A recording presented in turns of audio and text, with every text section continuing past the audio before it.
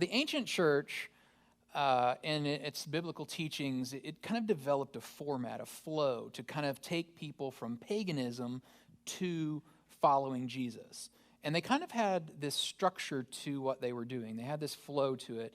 And what I thought was interesting is over time that became kind of codified. It kind of became a consistent thing. So the Lord's Prayer that we did back in January, the Apostles' Creed that we talk about, weekly gatherings like this, the Lord's Supper, baptism. Some of these practices became fundamentals of the Christian life and sustained Christians for many generations. And some have fallen aside a bit and got not talked about for a bit. And so we're trying to come back to the fundamentals of the early church. Well, how do we get back to the fundamentals of the early church? And how do we practice the things the way that they did? And the Ten Commandments is part of that for thousands and thousands of years was used for Christian training, was used to train people in the ideas of God and the laws and the morals of God. And so the Torah, which is Old Testament or Hebrew Bible law, and the rabbis called this 10 words. We call it the 10 Commandments most of the time. But we talked about at the beginning of this series, aren't those old? Isn't that an old covenant that doesn't apply to us today? And the reality is, it doesn't apply to us as a law, but it certainly applies to us because it's where Jesus got the great commandments. Like Jesus updates the law, he fulfills the law, but he doesn't eradicate the law. The point of the law was that we couldn't keep it perfectly as humans, and so Jesus comes in and fills that gap. He wins victory over that loss, our loss. He wins victory over that. And so as he does that, he begins to change kind of the conversation around the great commandments, and he gives us these two great commandments. Love the Lord our God and love our neighbors ourselves. And we talked about last week about fulfilling the law, that if you're worried about that, you don't have to worry about that because Romans 13:8 brings it out like this. It says, owe nothing to anyone except for your obligation to love one another. And if you love your neighbor, you will fulfill the requirements of God's law. So if you're worried about fulfilling the 10 Commandments, you don't have to worry about that. All you have to think about is, what does God require of me? And what God requires of me is to love my neighbor. And we say, well, that's easy. I can do that. But it's more difficult than we think, isn't it? To love our neighbor as ourselves. Ooh, I take care of my needs. Do I take care of my neighbor in the same way? Most of the time, no. And so we're going to dive in today into the next part of this because we want to understand where Jesus was coming from. The New Testament that we have today was not being taught in the early church because they didn't have it. They were writing it. And so they didn't have the Bible. So there were hundreds of years, a little over 300 years, where the church didn't have the New Testament the way we do. The New Testament church didn't have the New Testament. So what were they talking about? Well, 10 Commandments was a big part of it. Now, they weren't saying these are incumbent on you. You have to fulfill these. If you step out of these, you're in trouble with God. But they were saying this is the foundation of part of everything we're going to be a part of. And so they were talking about that importance. So we're diving in and looking at the 10 Commandments to understand what purpose they serve and what do we learn from them. What little part of God's character do we learn as we build out the 10 Commandments? And each week we'll learn a little bit more. I've been using the mirror up there as an example because I said it helps us, the 10 Commandments help us to look into the mirror and to see where we match up with God and where we maybe need adjustment. And it is an evaluation tool for us then to say, what do I need to change? What do I need to fix? You are here. You are at week 3. So we're going to start off with week 3, which is the third commandment, thou shalt not take the Lord's name in vain. Boy, that's a difficult one. Sometimes people have minimized that to cussing, and they say, well, as long as I don't cuss, then I'll fulfill that, when it actually really doesn't have much at all to do. Maybe a little bit, but not much to do with cussing. It's really not about that, because that'd be really easy to fulfill, wouldn't it? And you just be like, check that one off. You know, that one and murder, I can not do those two. But that's not really what it's about. So we're going to dive into, historically, what has it been known as? What does your translation say? Because my NIV says a lot different than that translation. And then what does it look like for us to live that concept out? So we're going to talk about this idea. Last week we looked at graven images, kind of imagination about God. This week is not talking badly about God and not kind of misusing his name. Name is something we don't talk about a lot anymore, but name used to mean something. It used to be a really big deal, what your name meant and in the sense of my name, for instance, is scholarly, I think, or scholar or something like that. So like you would have a name based on your character. And then also your family name was a thing, like your reputation. And so to misuse the name of God is not talking about literally just swearing against God or something like that, but it's getting to a deeper level of not misusing the name of God and not violating that kind of idea. So we're going to talk about the disconnect between the way we talk sometimes and the way that we act. And I wanted to start with a survey that I read from the American Institute of Architects. And they were looking into what people do with their outside space in their homes. And so we have noticed a transition over the last several decades. The front porch used to be a big importance in homes. You would have a big front porch and rocking chairs and swings, and people would spend time there, and neighbors would pass by, and you would conversate with them. And we have transitioned to the back porch. We're kind of a back porch culture. Some of you have a really tiny little front porch now where you couldn't fit a swing or a chair. My front porch doesn't really even exist. It's just an entryway. It wouldn't be considered a front porch at our home. But the backyards have become more and more popular. In fact, in the survey that the American Institute of Architects did, 64% of architecture firms have reported in recent years an increased interest in outdoor living spaces to be built, places for adults to relax and for kids to play. People say they want a luxurious outdoor world right in their backyard. Now, the funny thing was, research has shown that that's not really true. That's what people say they want. But this group in California did this experiment where they set up actual monitoring of doors and cameras, and they found that people actually say they want to spend time outdoors, but that they don't. They went to sunny California to do this because they said they have a pretty good weather all the time, all year long. Many of the homes had pools and playground equipment and hammocks and nice furniture to sit in. And this is what they found over a year course of the study. Children spent less than 40 minutes a week in their backyards, and adults were spending less than 15 minutes a week in their backyards. So they said one thing, but they did another. And the study didn't go beyond this as far as like, why are people doing this? But the reality versus what people say they want sometimes is a disconnect. Sometimes the words we use are different than our actions. And there's a disconnect there. And we go, well, that shouldn't be that way. It shouldn't be like that. We should do what we say we're going to do. We should be people of our word. Now, that's what I want to key on. You know what that means. You and I both know. When you say you're a person of your word, it means you're going to do what you say. You make a promise, you're going to keep it. You say you're going to be somewhere, you're going to be somewhere. You say, can I help you? And then someone asks for help, and you help them. Like, that's what it means to be a person of our word. But many times, we fail in that respect, unfortunately. And so our words can fall short of what we believe. Perhaps you believe good things about God, but do you misuse his name? That's the question before us. It's interesting, in James, this is the half-brother of Jesus, he said, out of the same mouth come praise and cursing. My brothers and sisters, this should not be.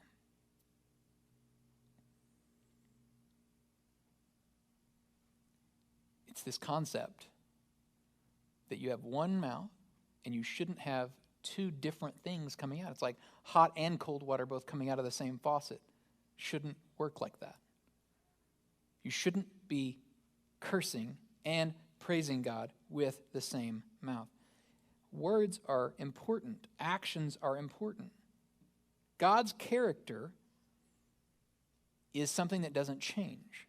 So our words reflecting that should not change about him. And that's the whole point of this idea of not taking God's name in vain.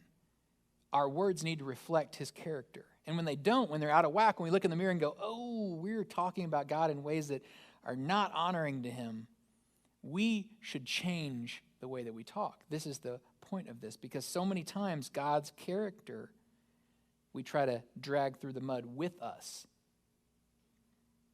And we see this all the time in culture, don't we? Our history is full of people trying to justify horrific actions with the name of God. And their get-out-of-jail-free card is, well, God told me so. Argue with that. Like, what are you supposed to say? God told me this. And there's this moment where people that are faithful people sometimes go, well, maybe he did. Even if it is completely against the character of God. We know the character of God. Again, the character of God is not shifting or changing. The character of God is set in stone. It's not going anywhere. So God is not going to tell someone to do something that is against the character of God. And yet, sometimes we can't put that together. And so people justify hate and horrific actions and wars. If you add the word biblical to something, you can all of a sudden win a political debate in these days. They do it for effect. They use God. They take God's name to spill blood or to torture or to harm others with their words. And this is taking the Lord's name in vain. When we want to justify our sinfulness with the name of God. We want to get rich with the name of God. We want favor. We want to curry favor or power with the name of God. This is all misusing the name of God. And it is the third commandment that we not do that. This one is clearly contained in the great commandments from Jesus to love the Lord your God. Right? You don't love God if you're misusing his name for your own ends. And so we have an opportunity to, when we make mistakes in this, to say, God, I need to back up. I misused your name. I am insulting your character by trying to cover my own poor decisions. Let's look in Exodus 27, which is the text for today. Now again, the translation I'm using is the New International Version, and it uses different language than what we put on the screen, which is that more traditional New King James or King James. And it says, instead of taking the name in vain, it says it this way. It says, you shall not misuse the name of the Lord your God, for the Lord will not hold anyone guiltless who misuses his name. So this third commandment is this idea of not misusing the name of the Lord your God. And that does need defining, because if it's just cussing, that would be too easy. And most people, it's not cursing the name of God, literally, that they're misusing. It's that they're misusing him to justify themselves or an activity they're doing or something like that. They're misusing the character of God. And that goes clearly to that definition of a name, of being a person of our word. To misuse the name is taking his name in vain, meaning we're not putting value with it that should be there. And we misrepresent the character of God. Now, we're on Father's Day. Again, get your book. And we're on Father's Day, and so I thought it would be good to talk about something I learned as a kid that my dad taught me growing up. You learn lots of different lessons. Some of you have funny stories of dad. Some of you have scary stories. Some of you have, times when dad fell asleep at the wheel or something, and you would tell us a fear story. Some of you have bad dad jokes. Some of you had good dad jokes.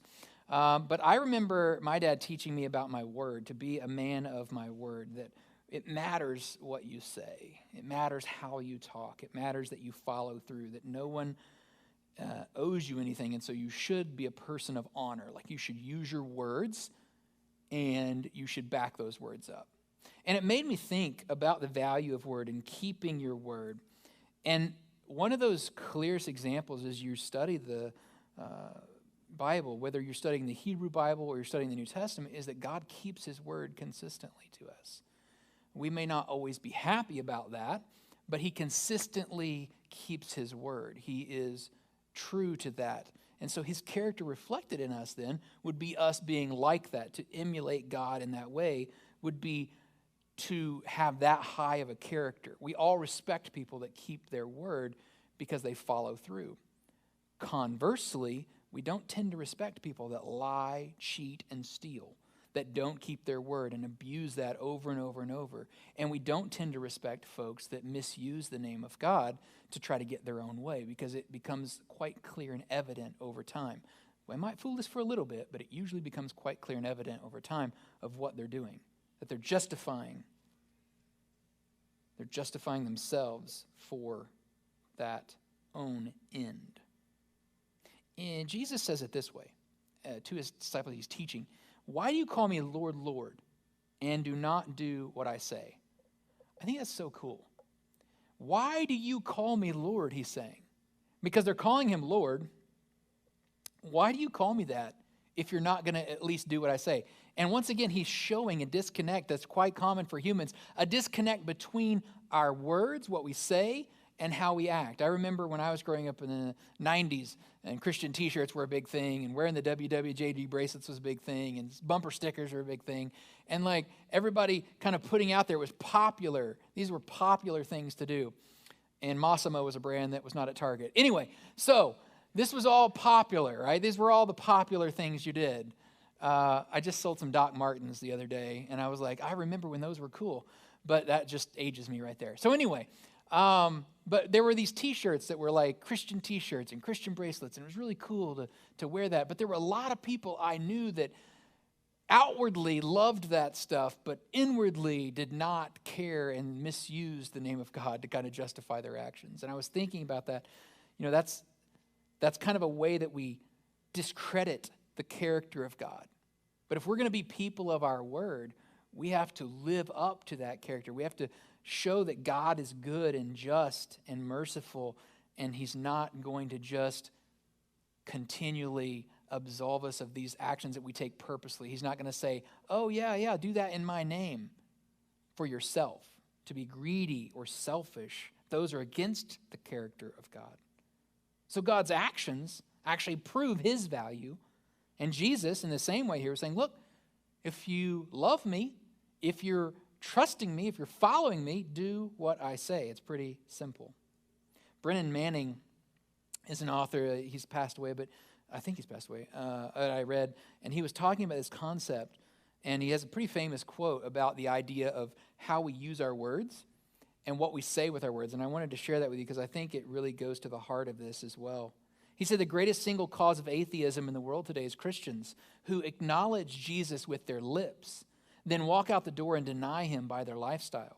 That is what an unbelieving world simply finds unbelievable. He says it's not the devil. He says it's not anarchy.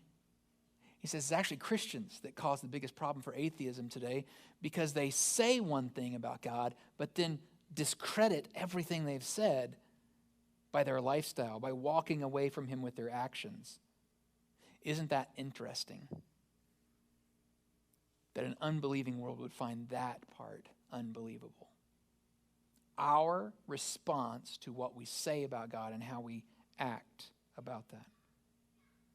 If we claim to follow Jesus, we should actually follow Jesus. How do we, so I think that comes to the bottom then of the day and the application moment. How do we honor the name of God? And I worked on this part, and from looking at the study here and looking at what it's talking about, to me it's most clear that we honor, whoa. Can you fix that slide for me? I can't read that. Yeah, what's wrong with y'all? Read it.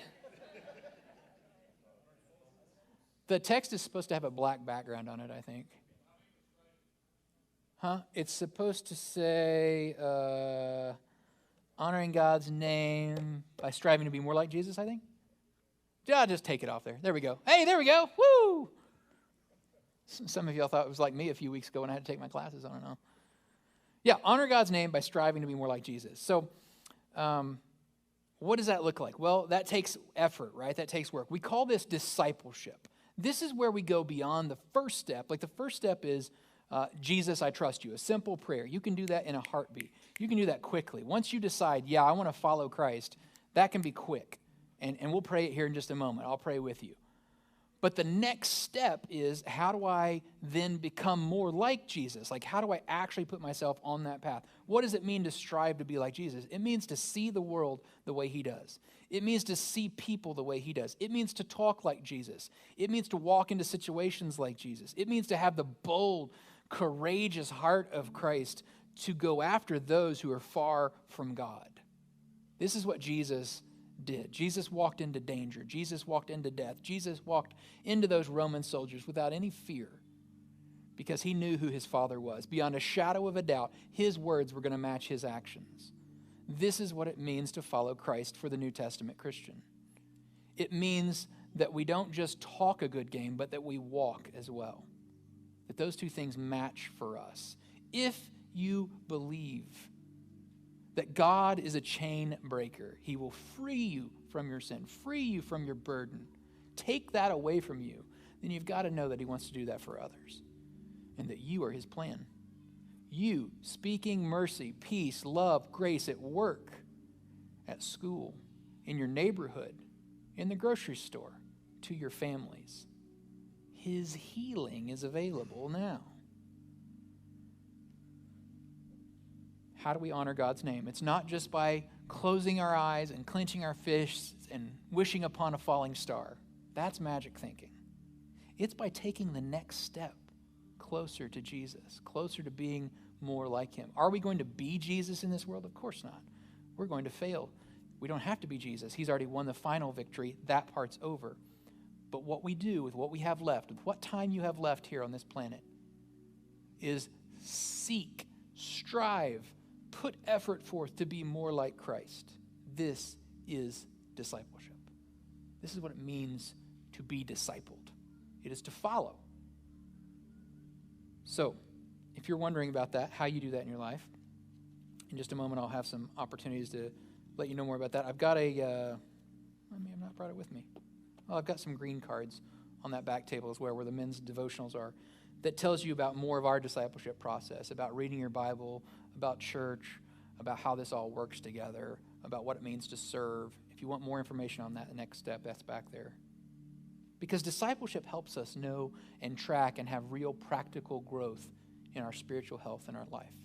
And so I want that for you. I want you to be able to know that and not to just wither on the vine, but instead to know that you're connected to that source that we talked about last week, which is Jesus. And that we honor God's character most, we honor God's name most when we live up to being more like his son, Jesus. Would you pray that with me today? Some of you are praying for the very first time, perhaps, saying yes to Christ. I want to invite you to pray that with me. Some of you are saying, you know what, I followed Jesus or I trusted Jesus at some point, but I need to take that next step. I need to learn more. I need to follow more closely. Pray that with me if you would. Jesus, we thank you for this moment. From this point forward, help me to follow you. Help me to grow in you, Jesus. I pray that in your name. Amen.